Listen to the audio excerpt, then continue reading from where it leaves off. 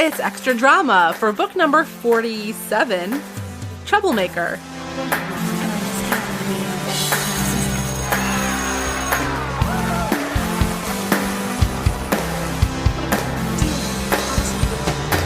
does that make me Miss America? Hi, I'm back again. One Marissa Wasseluk-Stuart, and I'm here with another Marissa. Would you care to introduce yourself? Hello all, I'm Marissa Wasseluk-Stuart, Marissa's name twin, and yes, even spelled the same, which yes. is not so common with a name that has as many spellings as ours. Yes, but definitely Marissa, and not Marissa, not... I have no... So Maritza? Do you get Maritza ever at, like, Starbucks? Yeah. Yeah, I get especially in Southern California, because where Maritza, there's a large Latina population, so lots of Marissas. Got a lot of Melissas. Oh my gosh, Melissa is that's what people think our name is Melissa. Yes, but also wrong. I have known a Marissa with an O, M-O-R. I have known Marissa with an E, M-E-R. Yes, and then the most common variation is Marissa with one S. I've known a Marissa with two R's, and I was like, do I have to roll? I was like, Marissa? I didn't know that really existed. My whole life, people have asked me how many R's, how many S's, and I'm always like, are there multiple R Marissas? But I guess so. Okay. That explains wouldn't be that. A thing if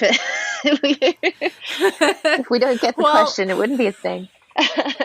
How foolish of me to think that we didn't have anything to talk about when we could definitely have made the whole extra drama just talking about having our name. But I promised listeners, and I promised you, Marissa, that we could talk about a very special film during this bonus episode. The film is 1999's? Let me IMDb this.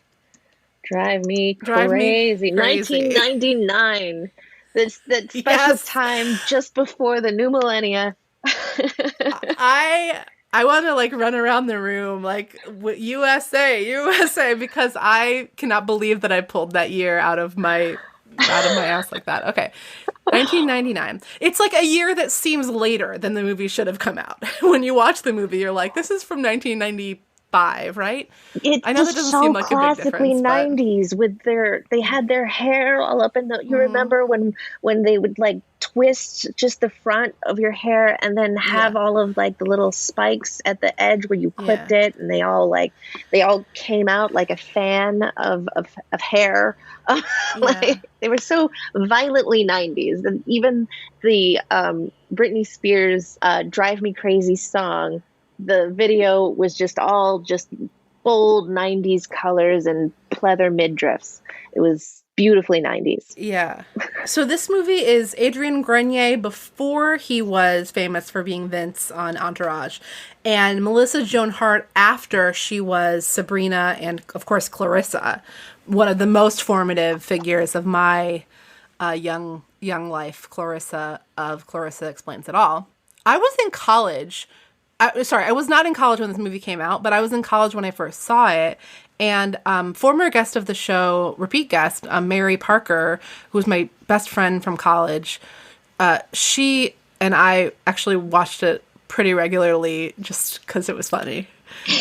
My cousin who is 12 years my senior, we bonded over our love for this movie. I think I was 17 the first time I watched it. And it was very classically teen love story. Boy next door that you never really saw in a romantic way. But, suddenly you realize that because you're pushed together, maybe because you are next door to each other, that all this time you really did have special feelings for the hot guy next door. Yeah. When you first brought up Drive Me Crazy in the previous episode, it was when I was talking about Troublemaker making a good, like, teen rom-com. But I didn't really... I was thinking, like, tonally, sure. Like, tonally, it would be like Drive Me Crazy. But you're right. There actually are a lot of plot-wise, like, similarities. Because Melissa Joan Hart's character has Brad, who is he's the Bruce Patman, essentially. He's not wealthy, but he's like a hunk. He's the most Although, popular guy in school that she's dating, and therefore makes her the most popular girl, or one of the most popular girls in school. Yes? then yeah. Well, I mean, it's like they're gonna date. That's when the movie starts. It's like they're going to be dates to the big centennial dance that's happening at the end of the at the end of the movie. I mean, it's the big like they go to a school that they call Time Zone High because it's Timothy Zonin High School. It's one of the weirdest things about the whole movie. It's like, why you can call the high school whatever you want. Like, what is so special about calling it something that you could abbreviate as Time Zone High? I just don't know. Maybe it was an inside joke. But Melissa Joan Hart just like knows that she wants Brad to be her date, and it's going to be perfect because it's like she's the queen of the school, and she like helped plan the whole centennial thing, and she's a real Elizabeth Jessica hybrid, I think, come to think of it. Yeah, for real. Because she's involved in everything at school, and that really adds to just how well liked she is by the student body. And part of the reason why she sort of grew apart from her childhood best friend, who lived next door, Chase, who is played by Adrienne Grenier. And as she was on her way to the top of the social ladder in high school, he was very recluse. He was very much to himself, mostly because he was dealing with his own grief of his mother's passing, and didn't really have time for things like, school dances and student council and anything that would require you to wear a polo to school. So much like Amy Sutton and Elizabeth Wakefield, they grew into different people, and then they weren't friends anymore. And in fact, it was actually even more dramatic than that, right? Because they had been dating, and then it was like Chase just like became a recluse, and he like stopped talking to what's Melissa Joan Hart's character's name? Nicole, of course. Oh my gosh. One of the things I love about that movie too, and about Nicole, is her contentious relationship with her father. Like, he takes her up in a hot air balloon and tries to give her a copy of Zen and the Art of Motorcycle Maintenance, that if she reads it, she'll understand him, and she throws it off the side of the air balloon. I totally forgot that scene. Well, I have seen this movie in the past 6 or 7 months, like sometime during 2020. I watched this movie again for like the 8th time. Well, I will say that movies like this has very much helped me cope with COVID. Just like this. Yeah. I had mentioned The Kissing Booth in the last episode, which recently had a sequel, Kissing Booth 2, which is still in my queue. Like, all of these like teen romance movies just are just a beautiful distraction, and because of the simplicity of the plots and like the motivations of the characters, it's because they just all want to be loved in the end. It's the whole reason why I love the month of December and ramp up to Christmas, because it's all Hallmark holiday films, which I have no shame in saying I do have the advent calendar that marks off every I don't even know about that. That's amazing. Yes. They actually are ramping up for, holidays. Like, there's a 25-day countdown to Christmas with these movies, and it's a whole thing. And amazing. I unabashedly just dive into it. It's deliciously bad. Did you watch Never Have I Ever on Netflix? Is that the one with the girl who needs money for her dog's surgery, and she's homeless? No, and it's also not a movie, so this is a little bit of a pun. It is a comedy series that there's a season of. Mindy Kaling was the producer, maybe like writer-producer on it. And it is, when you mentioned, this is less to do with Christmas and more to do with the teen thing. Never Have I Ever is a great recent addition to the sort of like what it's like to be a teen comedy genre. I really like that one a lot. And that's what I feel like that definitely falls into the helped me cope with the turmoil of the present moment show. I don't remember where I started the sentence, but I think what I meant to say was it falls into that category of things that help me cope, like It is in my queue. Actually, that's I do have. I wish I could, dear Netflix. Um, I wish I could separate my cues based on my own mood, because there are things that I would like, documentaries that I want to watch, and there are like that octopus one is in my queue as well. And my Cues by mood. I love that. Yeah, because I like, sometimes I'll find things that I want to watch later and I'll just put it in the queue, but like it's like number 46 out of all of the, maybe 53 that I Yeah. intend to watch, but like sometimes I'm just in the mood for cheesy teenage love story, and that way Never Have I Ever would probably be higher up in the queue, but because I've put so much Unsolved Mysteries in my queue as well, that I need to like actually dig. But We have the technology, people. Let's make it happen. who do I have to write a strongly worded letter to? I am realizing that we could spend at least an hour talking about Drive Me Crazy. But Which is only 91 minutes in running time, actually. yeah.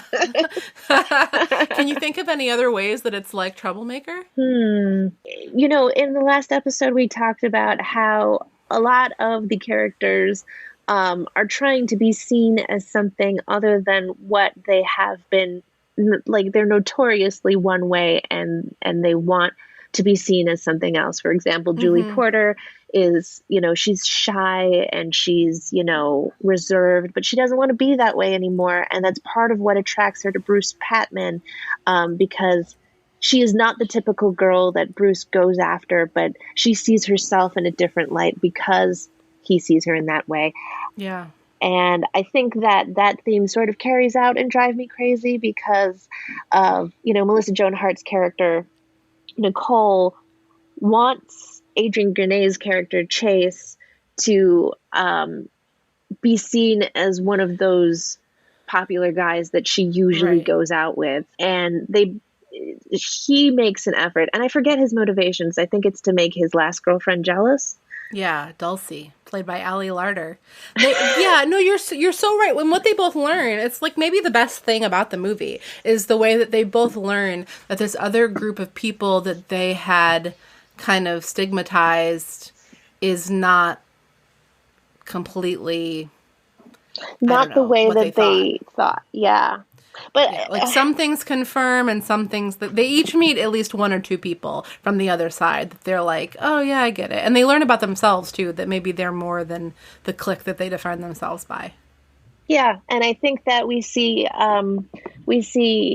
Julie kind of, make that sort of discovery of who she is herself in the same way because of all of the humiliating things that Bruce and by proxy Josh had put her through. She goes through a sort of like a growth of like, maybe I am an attractive woman who could grab Bruce Patman's attention, and it doesn't matter because we're going to be he's going to be my date, and I'm going to do what I don't usually do and make out with boys at a party. And and even though she's like wrong about Bruce, what she realizes that she does attract someone who's just as cute as Bruce and Josh. And Josh learns about himself too, that he's more than this fraternity that he always dreamed of being in. He doesn't need to define himself by that group of people, especially since that group of people is not the thing, turns out to not be the thing that he had been envisioning them as all this time.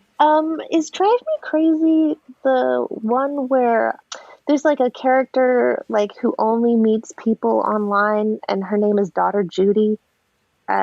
Is that sure? Yeah. So Daughter Judy is like a character we don't know who she is throughout the movie. This is a spoiler alert for Drive Me Crazy, you guys, but we don't know who she is throughout the movie, but the like kind of nerdy, like put upon guy, Dave in the movie, he's one of Chase's best friends, has been talking to her online throughout the movie, and she agrees to be his date to the Centennial Ball, but he doesn't know until he picks her up at her door that she is actually this girl who has become hugely popular, but who used to be an outcast. She was a Robin Wilson type. Let's just put it that way. Robin Wilson being in the last. Robin Wilson being a character in Sweet Valley High. Yeah. I heard that episode. Okay, good. So yeah. That stuck out to me because I just remember Daughter Judy being a really great handle. Like, if I were to AIM anyone, I would love to call myself Daughter Judy, but also, gosh, especially now, because it would also be, in addition to being a fun Jetsons reference, it's also a Drive Me Crazy reference. Yes, exactly. I miss AIM. Yeah, it was a simple in a way. It was like both modern, but now at the time so modern, and when we think back on it now, like so much simpler. Like, because you had to be at your computer to use it. Yeah, we don't really do much chat anymore. I don't know. No. I miss Marissa, once again. Oh, sorry, I'm cutting you off. No. You miss chat rooms. There's probably still some out there somewhere. I don't know if you want any you want to be a part of. But. I don't know. I'm scared of the internet these days. I think that's a healthy fear. Someone who works in digital marketing. Yeah. But I think it's good. That's how you know. Like when you're working with the internet all the time, you know better than anybody that the internet is a dangerous place. And gladiators, I hope you'll avoid it, except when you're using it to listen to Sweet Valley Diaries or to visit us on Instagram at Sweet Valley Diaries or on Twitter at Sweet Valley, or when you're leaving reviews of the podcast on Apple Podcasts. Marissa, thank you so much for giving me that great segue and for being here again and for talking about this wonderful movie that has some slight connection to Troublemaker with me. Well, thank you for having me, and thank you for letting me reminisce about my favorite movie of the 90s, or should I say cultural movement, and for talking... I'm glad you did. And yeah, anytime, I'm so very happy to book report with you, and especially with this subject matter. So, anytime you need a reader, I'm here for you. Yay! Well, you will be called upon again. Have no fear. Thanks again. Have no doubt. Maybe your fear that you will be called again. Okay, thank you again. All right.